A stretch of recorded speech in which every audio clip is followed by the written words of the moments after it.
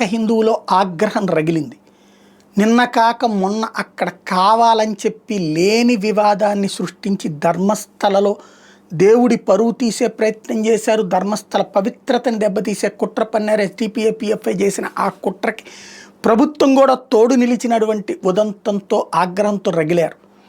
దాని మీదన అందరూ తప్పుడు వ్యవహారం చేస్తే డీకే శివకుమార్ ఒక్కడు బాధ్యతగా మాట్లాడాడు అనుకున్నాం. వెంటనే మరి రాహుల్ గాంధీ నుంచి నువ్వు హిందువులకు వ్యతిరేకంగా మాట్లాడకపోతే ఎట్లా అన్నాడు ఏంటో తెలియదు.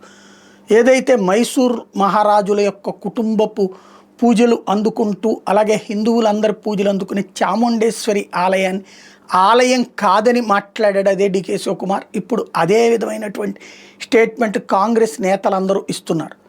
దాంతో ఓ పక్కన ఆ మైసూర్ మహారాజా కుటుంబం తీవ్రస్థాయి ఆగ్రహం వ్యక్తం చేయడం ఒక ఎత్తు అయితే, భారతీయ జనతా పార్టీ రంగంలోకి దిగింది. కాంగ్రెస్ ఇలాగే హిందువుల్ని అవమానిస్తే చలో చాముండేశ్వరి ఆలయ ఉద్యమానికి పిలుపునిస్తామంటూ హెచ్చరికలు జారీ చేయాల్సి వచ్చింది.